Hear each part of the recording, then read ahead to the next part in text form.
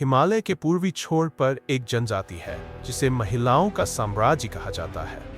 ये एक ऐसा स्थान है जहां पुरुषों को रात भर महिलाओं से मिलने की स्वतंत्रता है और प्रेम हवा की तरह स्वतंत्र है। मोसू जनजाति की महिलाएं जितने चाहें उतने साथी चुनने का अधिकार रखती है, बिना किसी निर्णय या दायित्व के। यहाँ विवाह नहीं है, न तलाक, केवल शुद्ध स्वायत्तता और आपसी सम्मान है। क्या आप जानने के लिए उत्सुक हैं कि ये कैसे काम करता है? आइए हम मोसू महिलाओं की परंपराओं के रहस्यों की खोज करें। एक ऐसी दुनिया जहां स्वतंत्रता और आजादी रिश्तों को फिर से परिभाषित करती है।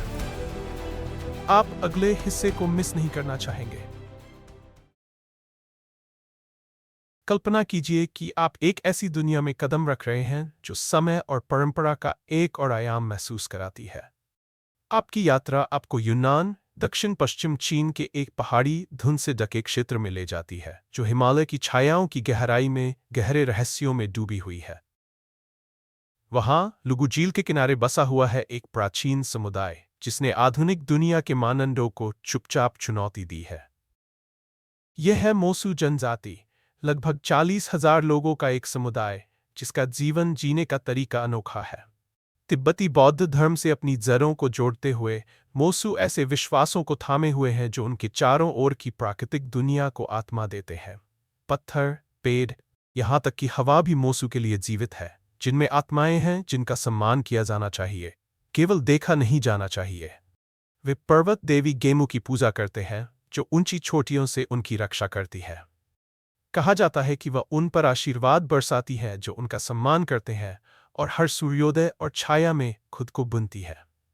कल बहुत से लोग यहाँ आने के लिए पासपोर्ट बनवाने और हवाई टिकट खरीदने वाले हैं। इसका कारण क्या है? मैं इसे अभी बताने वाला हूँ। अगर मैं सही हूं तो नीचे अपने विचार साझा करें। मोसू की दुनिया में रिश्ते एक ऐसे रूप में होते हैं जो अधिकांश समाजों में लगभग अनसुने हैं। इसे अक्सिया या चलने वाला विवाह कहा जाता है। ये परंपरा पारंपरिक साझेदारियों के ढांचे को तोड़ती है। मोसू समाज में विवाह जैसा हम जानते हैं वैसा कुछ नहीं है, न अंगूठियां, न वचन और न ही साझा घर। यहाँ रिश्ते स्वतंत्र और स्वैच्छिक है। जब एक मोसू महिला वयस्क होती है तो उसे अपने परिवार के घर में एक निजी कमरा दिया जाता है। अगर वह चाहती है तो वह एक पुरुष को रात बिताने के लिए आमंत्रित कर सकती है, लेकिन सुबह होते ही वह अपने परिवार के घर लौट जाएगा। यह व्यवस्था पूरी तरह से उसकी पसंद है और हर मुठभेड़ आपसी सम्मान और सहमति पर आधारित होती है। स्थायिता, सहवास या संपत्ति साझा करने की कोई अपेक्षा नहीं होती। संबंध केवल तब तक होते हैं जब तक दोनों की इच्छा हो, और जब वे अलग होते हैं तो वे बिना किसी कानूनी या सामाजिक जटिलताओं के ऐसा करते हैं। लेकिन अवधि की परवाह किए बिना हर मुठभेड़ पूरी तरह से उसकी पसंद रहती है। जब एक पुरुष उसके कमरे में प्रवेश करता है तो वह दरवाजे के हैंडल पर एक टोपी रखता है, जो दूसरों को सूचित करता है कि उसे परेशान नहीं किया जाना चाहिए। महिलाओं का साम्राज्य के रूप में जाना जाने वाला यह समाज इस तरह से संरचित है कि महिलाएं इसके केंद्र में है, जहां वे परिवार, संपत्ति और जीवन के निर्णयों में अधिकार रखती है। यहाँ निर्णय उनके हाथ में होते हैं और नेतृत्व मां से बेटी को मुंतकिल होता है। मोसू परंपरा में पितृत्व का विचार अन्य संस्कृतियों की तरह महत्वपूर्ण नहीं होता। अगर एक महिला गर्भवती हो जाती है तो वह अपने परिवार में बच्चे को पालती है, अपनी मां और भाई बहनों के समर्थन के साथ। पिता बच्चे की परवरिश में कोई भूमिका नहीं निभाता, न ही उससे वित्तीय या भावनात्मक समर्थन की अपेक्षा की जाती है। बच्चे एक करीबी मातृ परिवार में बड़े होते हैं, अपनी मां का परिवार का नाम और विरासत अपनाते हैं। ये मातृसत्तात्मक संरचना मोसू महिलाओं की स्वतंत्रता और स्वायत्तता को मजबूत करती है, जिससे उन्हें अपने जीवन और संबंधों को सामाजिक दबाव के बिना नियंत्रित करने की अनुमति मिलती है। मोसू समाज में पारंपरिक नाभिकीय परिवार नहीं होते, न पिता, न पति, न पत्नी। तो वे अपने जीवन को कैसे बनाए रखते हैं? ये बताने से पहले अगर आप किसी भी तरह से मेरी मदद कर सकते हैं तो बस 10 सेकंड का समय निकालकर नोटिफिकेशन बेल दबाएं और सब्सक्राइब करें। इससे इस चैनल को बहुत मदद मिलती है। और अगर आप ऐसा करते हैं तो मैं हर संभव प्रयास करूंगा कि इस शो को आपके लिए और भी बेहतर बनाऊं। क्या हमें इस पर सहमति है?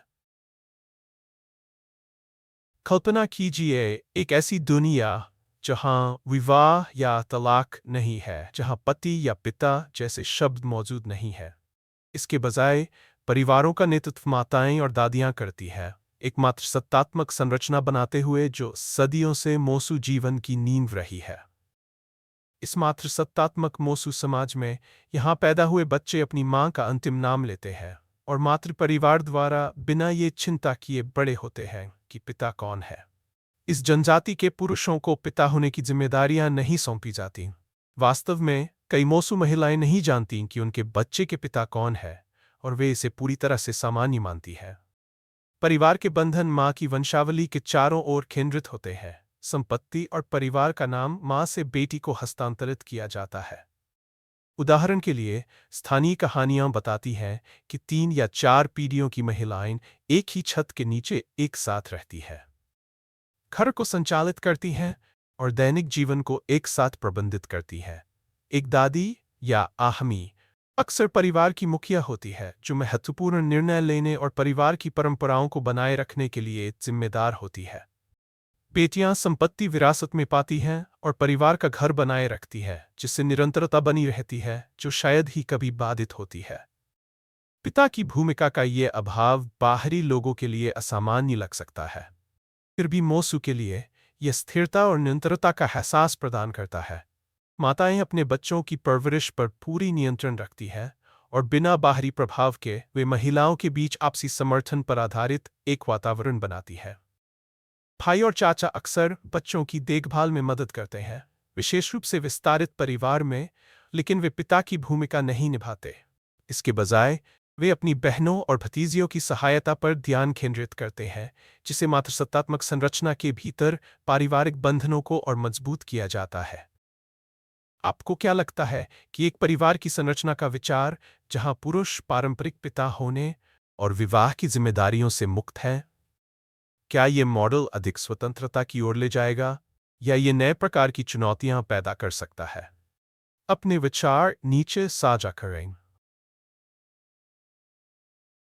मातृसत्तात्मक परिवारों में एक कहावत है, चाचा अनुष्ठान आयोजित करते हैं और माँ संपत्ति रखती है।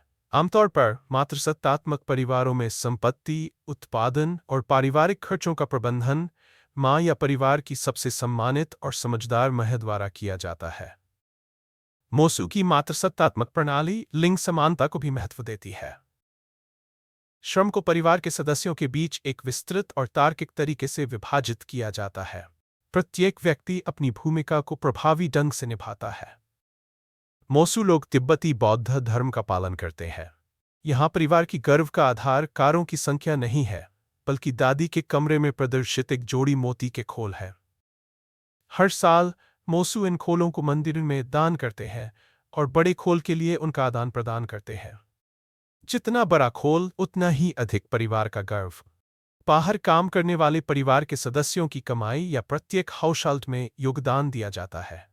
यह सामूहिकता फिर प्रत्येक हाउसहोल्ड में सदस्यों की संख्या के अनुसार आय का वितरण करती है। परिवार की आय की देखरेख सबसे बड़ी बेटी करती है। परिवार के खर्चों के अलावा शेष पैसा मंदिर को दान किया जाता है, जो अक्सर स्थानीय स्कूलों को दान करता है। मोसू की परंपराएं पीढ़ी दर पीढ़ी संचारित होती है। मानव विज्ञान के दृष्टिकोण से मातृसत्तात्मक समाज लगभग 10,000 साल पहले तक सामान्य थे। मोसू इस परंपरा की केवल एक छोटी शाखा है, जिनके पूर्वज प्राचीन काल में पश्चिमी चीन में रहते थे। मोसू समाज में महिलाएं जिम्मेदारियों का एक अद्भुत मिश्रण संभालती है, जो घर और समुदाय दोनों में अधिकार का प्रयोग करती है। संपत्ति, भूमि और बच्चों की देखभाल की प्रमुख वारिस होने के नाते मोसू महिलाएं परिवार और आर्थिक जीवन में केंद्रीय भूमिका निभाती हैं। दैनिक कार्यों को प्रबंधित करने से लेकर वित्त का देखभाल करने तक, मोसू महिलाएं अपनी स्वतंत्रता को एक मजबूत जिम्मेदारी के साथ संतुलित करती हैं। एक सामान्य दिन में मोसू महिलाएं अपने समय को घरेलू काम और बाहरी कार्यों के बीच विभाजित करती हैं। अंदर वे घर का प्रबंधन करती हैं, खाना बनाती हैं, सफाई करती हैं और छोटे परिवार के सदस्यों का ध्यान रखती हैं। बाहर वे समान रूप से सक्रिय हैं, खेतों में काम करती हैं, सामान का व्यापार करती हैं या लुगु झील में मछली पकड़ती हैं। उनकी भूमिकाएं घरेलू और आर्थिक दोनों क्षेत्रों में फैली हुई है, जो मोसू महिला की दृढ़ता और बहुप्रकारिता को दर्शाती है। पुरुष दूसरी ओर परिवार का समर्थन विभिन्न तरीकों से करते हैं, मुख्य रूप से शारीरिक श्रम के माध्यम से। वे खेतों को जुतते हैं, घर बनाते हैं, मवेशियों का ध्यान रखते हैं और अंतिम संस्कार की रस्मों की तैयारी जैसे अनुष्ठानों में शामिल होते हैं। मछली पकड़ना भी मुख्य रूप से उनकी जिम्मेदारी होती है। हालांकि इन कार्यों के अलावा मोसू पुरुषों की घरेलू जिम्मेदारियां कम होती है, जिससे उन्हें सामाजिककरण और रात के समय अपनी अंतरंग रिश्तों के लिए अधिक स्वतंत्रता मिलती है। इस तरह मोसू सामाजिक संतुलन बनाए रखता है, जहां प्रत्येक लिंग परंपरा के अनुसार योगदान देता है। महिलाएं परिवार और सामाजिक मामलों में अधिक अधिकार रखती है। दिलचस्प बात यह है कि मोसू महिलाओं के लिए साथी चुनने या बदलने की स्वतंत्रता एक आउटलेट के रूप में कार्य करती है, जो उन्हें अपनी दैनिक जिम्मेदारियों के बीच व्यक्तिगत स्वायत्तता प्रदान करती है। यह अनोखी व्यवस्था महिलाओं को स्वतंत्रता और संतोष को अपनाने की अनुमति देती है, उनके मेहनती जीवन में संतुलन जोड़ती है। मोसू के लिए ये जिम्मेदारी और स्वतंत्रता का मिश्रण उनकी मातृसत्तात्मक संस्कृति की स्वाभाविक अभिव्यक्ति है, जहां महिलाएं शक्ति, स्वतंत्रता और गरिमा के साथ नेतृत्व करती है। ब्रेक मोसू जनजाति का भोजन तिब्बती और चीनी पाक परंपराओं का एक विशिष्ट मिश्रण है, जो लुगु झील के चारों ओर के स्थानीय सामग्रियों और पहाड़ी जलवायु को स्पष्ट रूप से दर्शाता है। कठोर प्राकृतिक परिस्थितियों के कारण मोसू लोग मुख्य रूप से याक के मांस और याक के डेयरी उत्पादों पर निर्भर रहते हैं। याक का मांस विभिन्न तरीकों से तैयार किया जाता है। ग्रिल किया जाता है, स्ट्यू किया जाता है या सर्दियों के महीनों में संरक्षण के लिए सुखाया जाता है, जबकि याक का दूध मक्खन, दही और पनीर बनाने के लिए उपयोग किया जाता है, जो उनके दैनिक आहार में आवश्यक वस्तुएं हैं।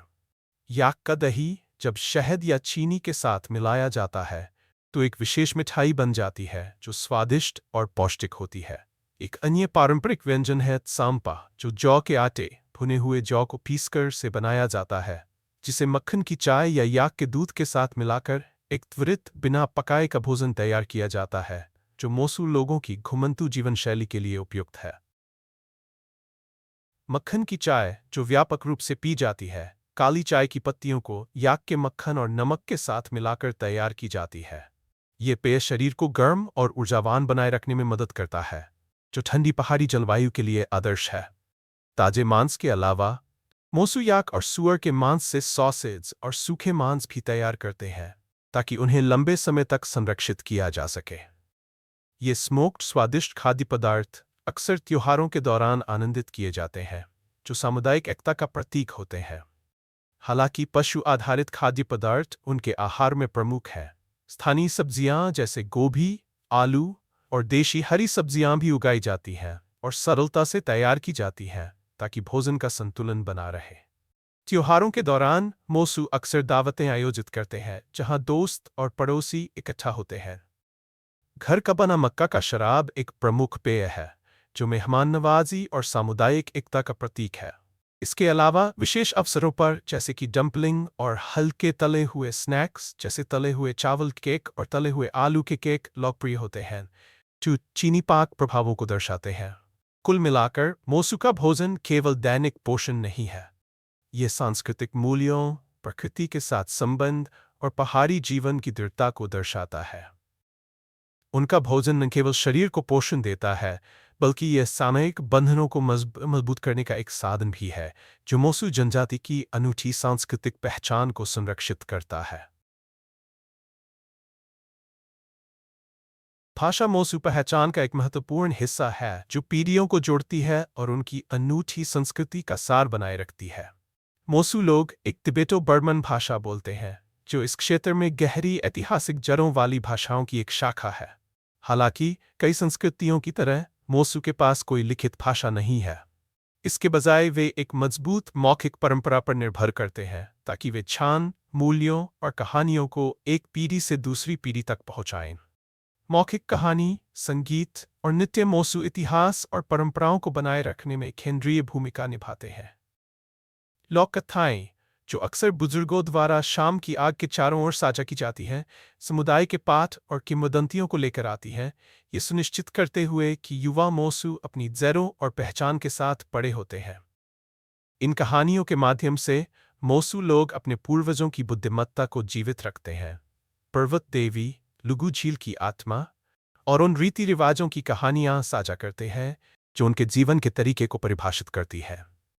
संगीत और नृत्य मोसू संस्कृति में समान रूप से आवश्यक है। पारंपरिक गीत प्रेम, स्वतंत्रता और प्रकृति जैसे विषयों का जश्न मनाते हैं, ऐसे मूल्य जो मोसू समाज में गहराई से गूंजते हैं। नृत्य अक्सर त्योहारों और समारोहों में होते हैं, जो समुदाय को खुशी और एकता की भावनाओं में लाते हैं। ये सांस्कृतिक प्रथाएं केवल प्रदर्शन नहीं है, वे मोसू विरासत के जीवित अंश है, जो एक ऐसी जीवन शैली का संरक्षण करते हैं जो स्वतंत्रता और सामुदायिक ताकत का जश्न मनाती है। मोसू की भाषा और सांस्कृतिक अभिव्यक्ति का दृष्टिकोण इस बात की याद दिलाता है कि मौखिक परंपराएं एक समुदाय को कितनी समृद्धि ला सकती हैं। संगीत, नृत्य और कहानी कहने के माध्यम से उन्होंने बिना लिखित रिकॉर्ड के एक अनूठी पहचान को बनाए रखने में सफल रहे हैं। जैसे जैसे आधुनिक प्रभाव मोसू में पहुंचते हैं, ये प्रायः उनके अतीत के साथ एक स्थिर लिंक के रूप में कार्य करती है, जो स्वतंत्रता, सम्मान और दृढ़ता के मूल्यों को दर्शाती है, जो इस दिलचस्प समाज को परिभाषित करते हैं। मोसू लोगों के लिए आध्यात्मिकता रोजमर्रा की जिंदगी के ताने बाने में गहराई से बुनी हुई है।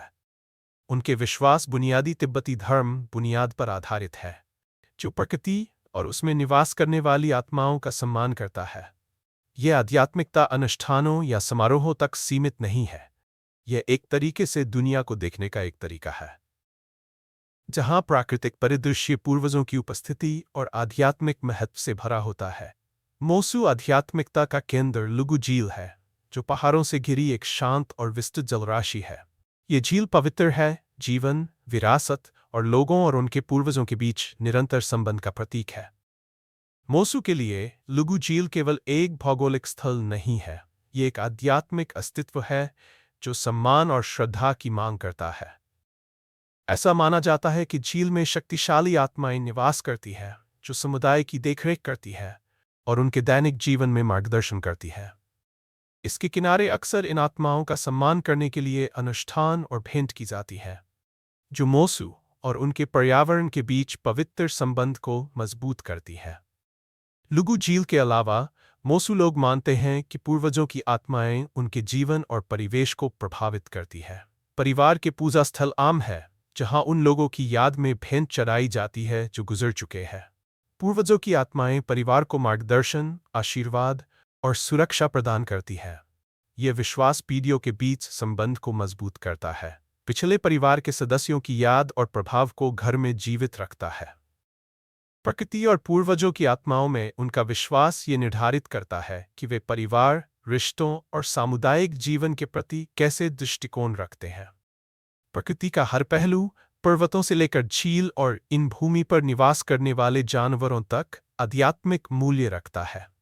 यह विश्वास प्रणाली मोसू को अपने परिवेश के साथ सामंजस्य में जीने की अनुमति देती है, जिससे एक ऐसा जीवन शैली विकसित होती है जो प्राकृतिक दुनिया और उन लोगों की विरासत के प्रति सम्मान पर आधारित होती है जो पहले आए थे। ऐतिहासिक रिकॉर्ड बताते हैं कि मोसू एक पारंपरिक परिवार संरचनाओं में रहते थे, जहां पुरुष और महिलाएं एक साथ घर बनाते थे। हालांकि व्यापार मार्ग जैसे कि रेशम मार्ग चीन से भारत तक फैले हुए थे, कई मोसू पुरुष लंबे समय तक घर से दूर रहते थे, जिससे महिलाएं अकेली और अलगाव में रह जाती थीं। समय के साथ ये मोसू महिलाओं को एक नया जीवन जीने का तरीका खोजने के लिए प्रेरित करता है, एक ऐसा जो स्थिरता और साथी प्रदान करता है, बिना पुरुषों पर निर्भरता के। ये संबंधों में परिवर्तन उन भावनात्मक दबावों को कम करने के एक उपाय के रूप में शुरू हुआ जो पतियों की प्रतीक्षा करने में लगते थे, जो शायद कभी लौटकर नहीं आएंगे।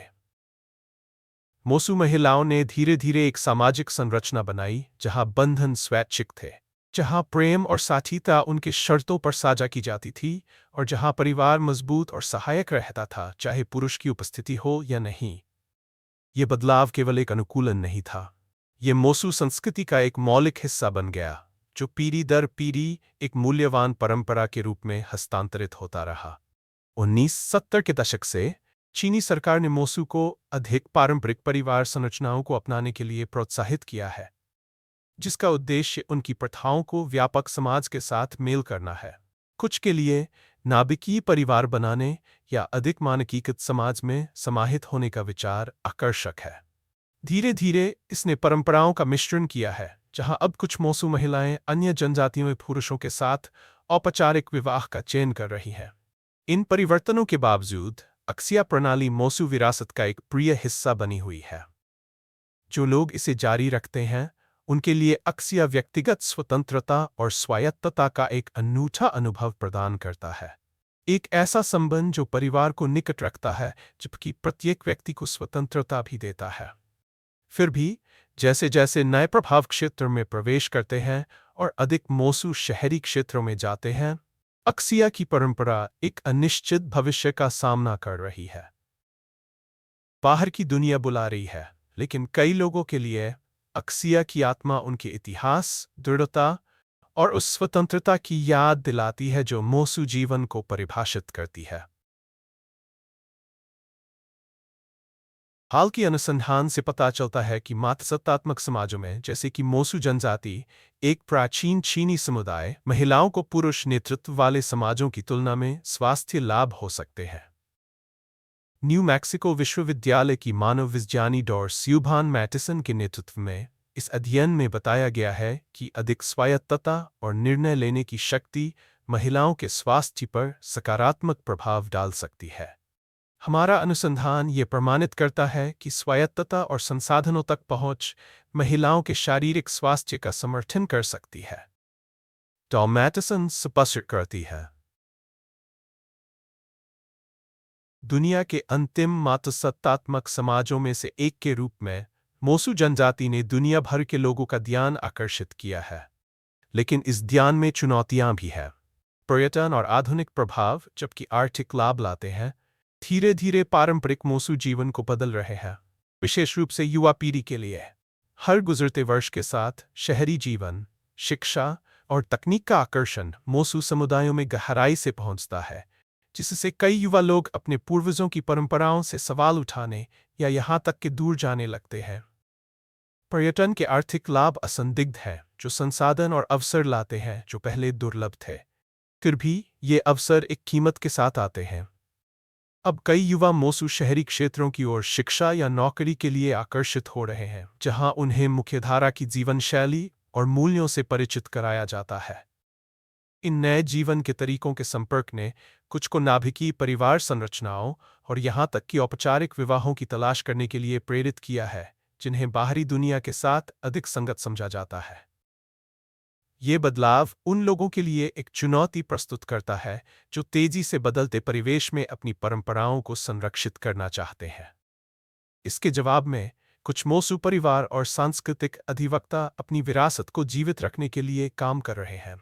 सांस्कृतिक त्योहार, पारंपरिक समारोह और मोसू रीति रिवाजों के बारे में शिक्षा युवा पीढ़ी को उनकी अनूठी जड़ों की याद दिलाने में महत्वपूर्ण होती जा रही है।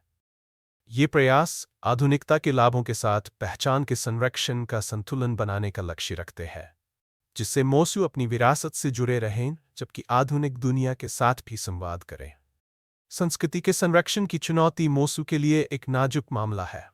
जैसे जैसे वे परंपरा और परिवर्तन के बीच जटिल संतुलन को नेविगेट करते हैं, उनकी कहानी हमें उस दृढ़ता की याद दिलाती है जो एक संस्कृति की पहचान बनाए रखने के लिए आवश्यक होती है, जो लगातार विकसित हो रही है। मोसू के लिए ये यात्रा केवल जीवित रहने के बारे में नहीं है, ये एक ऐसी जीवन शैली का सम्मान करने के बारे में है जो स्वतंत्रता, समुदाय और उसके केंद्र में महिलाओं की ताकत का जश्न मनाती है। जय जगता है। अगर आपको आज का वीडियो पसंद आया तो कृपया लाइक बटन दबाएं और चैनल को सब्सक्राइब करना न भूलें। आपका समर्थन हमारे लिए बहुत मायने रखता है। अभी आपकी स्क्रीन पर जो वीडियो दिखाई दे रहा है उस पर क्लिक करें। मुझे पूरा यकीन है कि आपको यह कंटेंट पसंद आएगा। नीचे कमेंट करें कि आप अगले किस देश को हमारे चैनल पर देखना चाहते हैं। देखने के लिए बहुत बहुत धन्यवाद और अगले वीडियो में मिलते हैं। इस अद्भुत साहसिक कार्य में हमारे साथ शामिल होने के लिए धन्यवाद। अपने विचार कमेंट में लिखें, हमें लाइक करें और अधिक जानकारी के लिए सब्सक्राइब करना न भूलें। आपसे अगली बार मिलेंगे।